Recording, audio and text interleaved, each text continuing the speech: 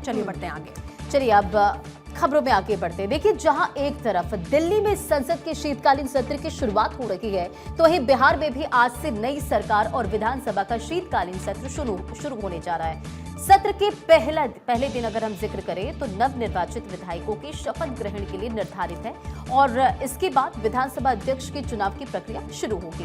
विधानसभा चुनाव के बाद गठित नए सदन में एनडीए की बंपर बहुमत वाली सरकार है, जबकि विपक्ष की संख्या काफी कम हो गई है।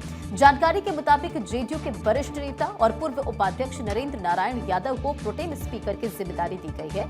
वे ही नवनिर्वाचित विधायकों को शपथ दिलाएंगे।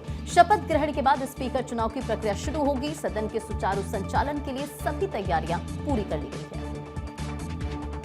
और आज शपथ ग्रहण के बाद स्पीकर पद के लिए नामांकन दाखिल करने की भी प्रक्रिया की जाएगी। नामांकन वापसी का भी आज ही मौका है। 2 दिसंबर को सुबह सदन की कार्रवाई शुरू होते ही स्पीकर का चुनाव करवाया जाएगा।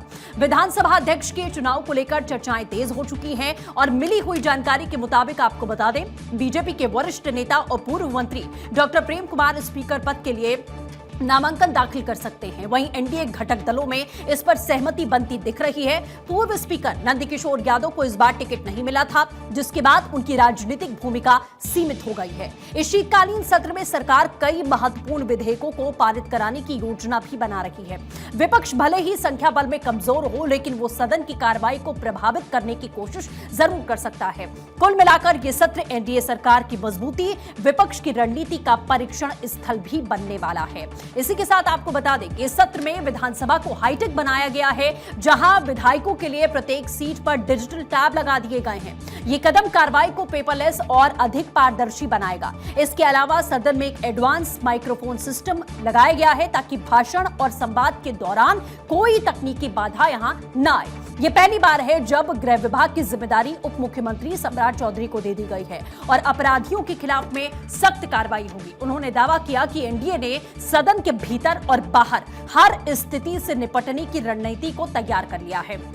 और विधानसभा के सत्र को लेकर क्या तैयारियां हैं, इसके लिए हम अपने सहयोगी से भी बातचीत करेंगे। हमारे सहयोगी सर्वेश इस समय हमारे साथ सीधे बिहार से लाइव जुड़ चुके हैं, उनका रुख करते हैं। सर्वेश, आज विधानसभा का सत्र है बिहार में, विपक्ष अपनी तैयारी करके बैठा है। संख्या बल उसका जरूर कम है, लेकिन मनोबल कम नहीं है, ये बार बार विपक्ष के नेताओं की ओर से कहा जा रहा है। क्या हंगामेदार हो सकता है सत्र?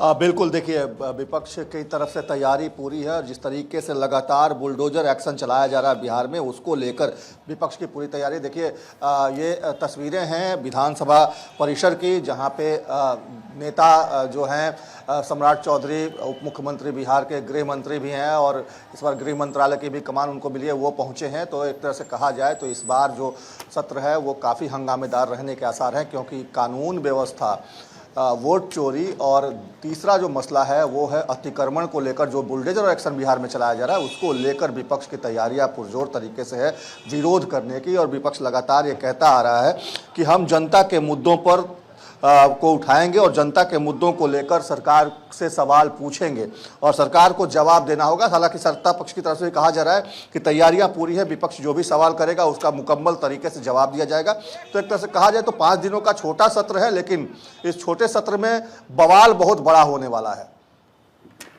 बिल्कुल सर्वेश, बहुत शुक्रिया हमारे साथ जुड़ने के लिए।